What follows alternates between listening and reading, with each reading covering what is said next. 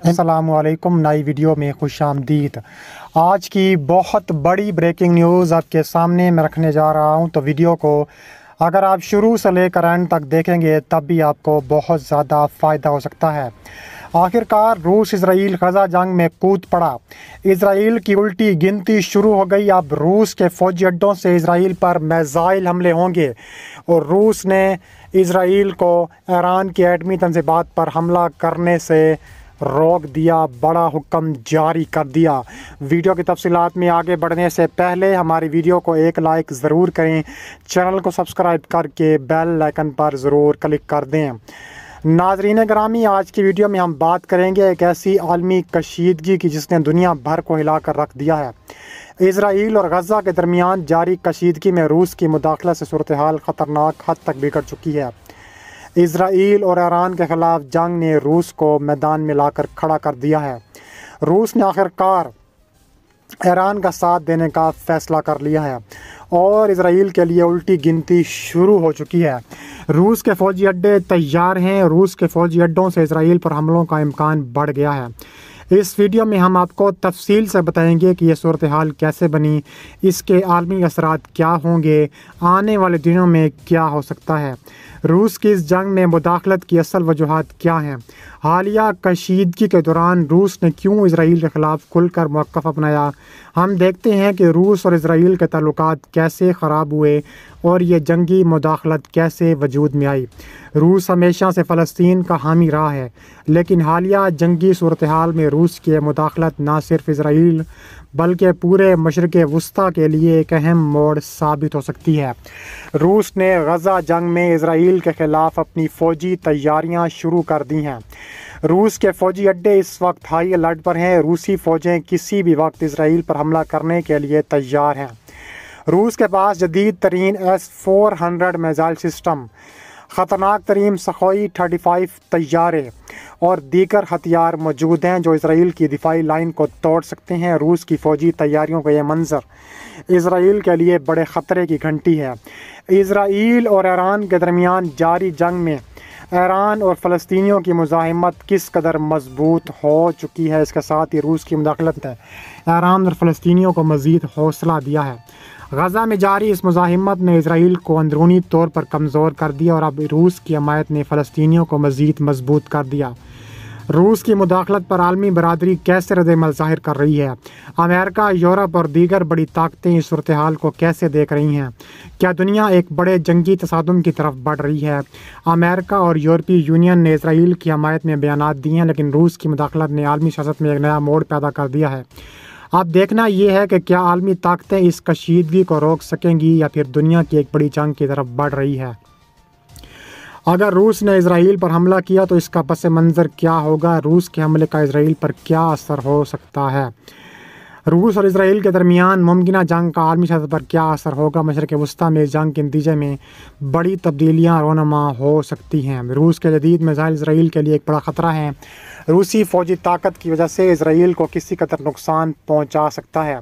Israel अपने दिफा के लिए तैयार है, लेकिन इसराइल पर ताबड़तोड़ मिसाइल अगर रूस ने दाग दिए तो इसराइल की ईंट से ईंट बच जाएगी। रूसी मिसाइलों की ताकत और दुरुस्तगी ने इसराइल के लिए ख़तरे की घंटियां बजा दी हैं। अब देखना यह है कि क्या इसराइल रूस के खतरे का सामना कर पाएगा या नहीं। फ़लस्तीन और हमास का इस सूरत हाल पर मौक़िफ़ वाज़ेह है और हमास और दीगर फ़लस्तीनी ग्रुप इस मौके का फ़ायदा उठाकर फ़लस्तीन व इसराइल पर ताबड़तोड़ हमले करेंगे। इसके अलावा फ़लस्तीनी मुज़ाहिमत ने इस कशीदगी को एक नई इजाज़त दी है और अब रूस की मुदाखलत ने फ़लस्तीनियों के मौक़िफ़ को मज़ीद तक़वियत दी है और रूस और इसराइल के दरमियान मुज़ाकरात हो सकते हैं और आलमी बरादरी सूरत हाल को कैसे संभाल सकती है। आइए देखते हैं कि इस तनाज़े का मुमकिन हल क्या हो सकता है। और कहा जा रहा है कि अब जो है रूस ने ख़तरनाक नताइज की धमकी दी है इसराइल को।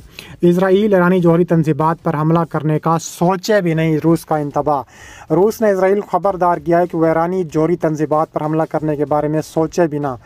रूसी नायब वज़ीर ख़ारजा सरगई रियाबोकोव के हवाले से रूस के खबरसां इदारे तास ने इस इंतबाह को रिपोर्ट किया कि इंतबाह जुमेरात के रोज़ सामने आया है।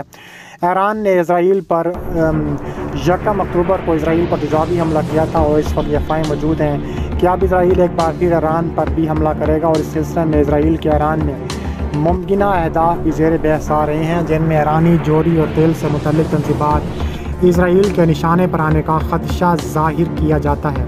روس کے نائب وزیر خارجہ نے کہا ہے کہ ہم یہ بار بار انتباہ کر چکے ہیں کہ اسرائیل ایرانی تنصیبات پر حملہ کرنے کا درکنار اس کے بارے میں سوچنے سے بھی گریز کرے۔ اگر ایسا ہوا تو یہ ایک بہت بڑی تباہی پر مبنی پیش رفت ہوگی اور علاقے میں ان تمام اصولوں کے خلاف ہوگی جو علاقوں کے ملکوں کا جوہری بموں سے تحفظ مناتی ہیں۔ یاد رہے کہ اسرائیل اور یورپی ممالک کو ایک عرصے سے یہ خوف ہے کہ ایران جوہری بم تیار کر رہا ہے، تاہم ایران اس امریکی تردید کرتا ہے۔ اسرائیلی وزیر اعظم نیتن یاہو نے ایک بیان میں کہا تھا کہ اسرائیل امریکہ کی سنتا ہے، تاہم وہ اپنی مرضی سے اقدامات کرتا ہے۔ امریکہ بھی اسرائیل کو ایران کی جوہری تنصیبات اور تیل سے متعلق تنصیبات پر حملہ نہ کرنے کا مشورہ دے رہا ہے۔ روسی میڈیا نے یہ اطلاع دی ہے کہ روسی نائب وزیر خارجہ نے بتایا ہے کہ روس اور ایران کے درمیان مسلسل رابطہ ہے۔ یہ رابطہ خطے کی موجودہ کشیدگی کے علاوہ بھی ہستہ پر رہتا ہے۔ روس نے اسلامی جمہوریہ ایران کے ساتھ یوکرین جنگ کے شروع ہی میں اپنے تعلقات کو بہت گہرا کر لیا تھا۔ روس اور یوکرین جنگ فروری 2022 سے جاری و ساری ہے۔ اس کے علاوہ کہا جا رہا ہے کہ نیتن یاہو کا ایک تازہ ترین بیان سامنے آیا ہے۔ انہوں نے کہا ہے کہ لبنان میں اسرائیلی فوج کو روس کے جدید ترین ہتھیار ملے ہیں۔ اسرائیلی وزیر اعظم نیتن یاہو نے فرانس کے ایک اخبار کے ساتھ انٹرویو میں انکشاف کیا ہے کہ لبنان میں جدید ترین روسی اسلحہ موجود ہے جو اسرائیل کو اپنے زمینی حملے کے دوران مل گیا ہے۔ نیتن یاہو کے مطابق جدید ترین اسلحہ بیروت کے جنوب میں حزب اللہ کے ہیڈ کوارٹر میں ملا ہے۔ انہوں نے ان خیالات کا اظہار فرانس کے اخبار فیگارو کے ساتھ ایک انٹرویو میں کیا۔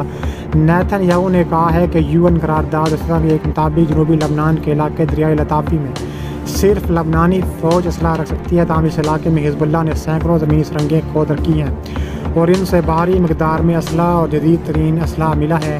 اسرائیلی وزیر اعظم کے اس دعوے کو واشنگٹن پوسٹ نے بھی حوالے سے استعمال کرتے ہوئے اپنی رپورٹ میں کہا ہے کہ اسرائیل کو لبنان میں زمینی حملے کے دوران روسی اور چینی ساختہ ٹینک شکن میزائل ملے ہیں، تاہم اسرائیلی فوج نے بین الاقوامی خبر رساں ادارے AFP کے سوالات کے جوابات دینے سے گریز کیا، حتیٰ کہ نیتن یاہو کے اس دعوے پر تبصرہ نہیں کیا۔ دوسری جانب اسرائیل کا یہ دعویٰ ہے کہ وہ اس کی ساری جنگی کارروائی جس کا دائرہ مسلسل پھیل رہا ہے صرف اس لیے تاکہ وہ اپنے 68,000 بے گھر اسرائیلیوں کو واپس شمالی اسرائیل میں لا سکے۔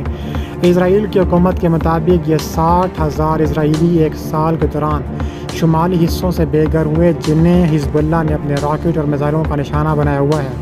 پچھلے ماہ سے اسرائیل نے لبنان پر باقاعدگی سے حملہ کر رکھا ہے اور اس کی فضائی اور زمینی افواج حملے میں شامل ہیں، اور کہا جا رہا ہے کہ بحریہ کی مدد ابھی تک اس میں حاصل نہیں ہوئی اور تابڑ توڑ کارروائیاں کرنے کا بھی یہ مکمل فیصلہ کر چکے ہیں، مکمل حملہ کر چکے ہیں، اور کہا جا رہا ہے کہ یہ تابڑ توڑ کارروائیاں دیکھنے میں شدید قسم کی آ رہی ہیں۔